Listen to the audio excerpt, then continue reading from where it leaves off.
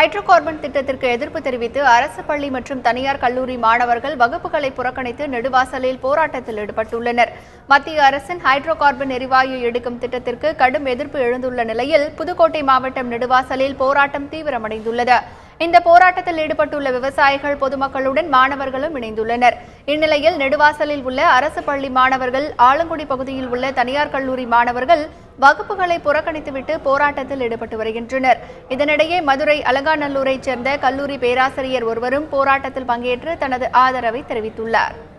6000 அடி துளையிட்டு பிறகுதான் 65 நச்சுத்தன்மை கொண்ட ரசாயனத்தை செலுத்தி தான் அதை உள்ளே எடுக்க முடியும். இந்த எரிவாயை அப்படி ரசாயனத்தை செலுத்தி பாறைகள் அடிக்கக்கூடிய பாறைகளை வெடிக்க வைப்பார்கள். வெடிக்க வைக்கிற போது அதில் இருக்கக்கூடிய மூலக்கூறுகள் தான் அந்த எரிவாயுவாக மேலே வருகிறது. அப்படியாப்பட்ட அந்த எரிவாயு எப்படின்னு பார்த்தோம்னா என்னென்ன எரிவாயு வருது அப்படின்னு பார்த்தோம்னா மீத்தேன், ஈத்தேன், பெப்டேன், பியூட்டேன், ஹெச்என் என்ற எரிவாயு. அதுக்கடுத்து பெட்ரோலியம், டீசல், மண்ணெண்ணெய் எல்லாமே கிடைக்கும், தார் கிடைக்கும், நிலக்கரி இருக்கு. இதை எடுக்கிறது மூலமாக இதில் அடைக்கவே முடியாது. அந்த எரிவாயை அடைக்கவே முடியாது. அப்படி ஒரு வெள்ளம் வரும்பொழுதோ அல்லது மழை நீர் வரும்போதோ அது கலக்கும்போது என்ன அப்படி முதல்ல லேண்ட் பொல்யூஷன் தான் வரும். அப்ப நிலம், மண்ணு நச்சுத்தன்மையா மாறும் பொழுது இங்க எந்த பிராணியும் உயிரும் வாழ முடியாது.